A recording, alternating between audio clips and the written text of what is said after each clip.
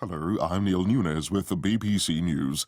The U.S. House of Representatives has failed for the third day running to elect a new speaker, with a small group of Republicans blocking their own party's candidate, Kevin McCarthy. He's fallen short 11 times. Questions have been raised about concessions offered by Mr. McCarthy.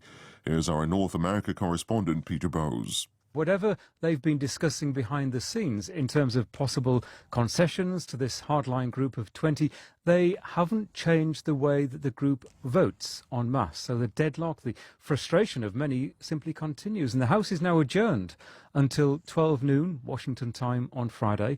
The private meetings will no doubt continue in the meantime, but it's very difficult to predict what is going to bring this impasse to an end. The Mexican drug lord Ovidio Guzman has been arrested and transferred to a high-security prison outside Mexico City, triggering violent unrest in his home state Sinaloa. He's the son of Joaquin El Chapo Guzman, who is in jail in the U.S. Our America's editor Leonardo Russia describes the day's events. It started overnight on Thursday morning with gunfire, violence, and people were really scared in the city of Culiacan. And then there were reports that Ovidio Guzman, one of the leaders of the Sinaloa cartel, had been arrested. What we had then was retaliation from the gang members, who then just set fire on dozens of vehicles. They blocked roads. There's widespread looting now in the city. People were really in fear, and the airport was attacked. And we have to remember that it's not a war zone.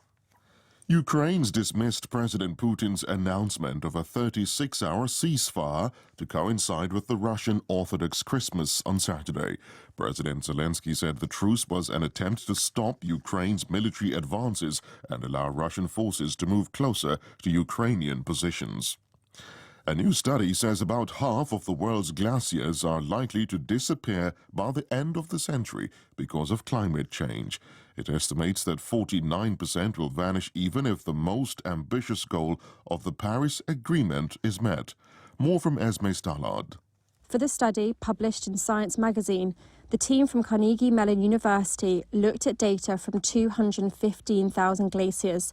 If global temperatures rise by 1.5 Celsius, they say half of them would be gone. Current climate pledges by governments put the world on track for a rise of 2.6 Celsius by the end of the century. Glaciers feed many of the Earth's ecosystems, and according to the UN, half of the world's population currently rely on them for water for the home, crops, and for producing power. World news from the BBC.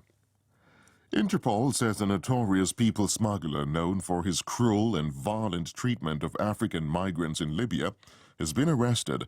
The International Policing Agency said the Eritrean national Kidani Zacharias Habtemariam headed a major criminal organization behind the kidnapping, extortion and murder of migrants. The government in Chad says security forces have foiled an attempt by a group of army officers to destabilize the country.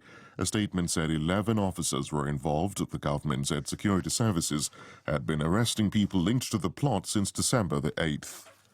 Some Android phones will soon be able to send and receive messages using satellites in areas where there is no mobile coverage. It follows a deal between the satellite phone company Iridium and the chipmaker Qualcomm.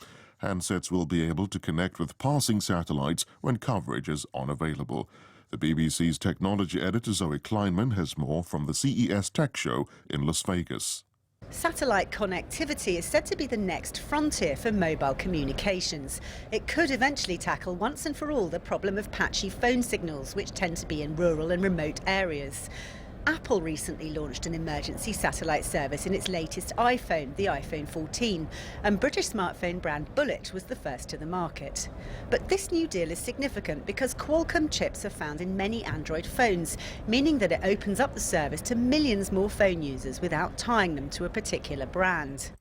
Thermal drones and specially trained dogs are being used to track koalas in areas hit by natural disasters in Australia. Researchers in northern New South Wales, where the marsupials are listed as vulnerable to extinction, say many are missed in land-based surveys.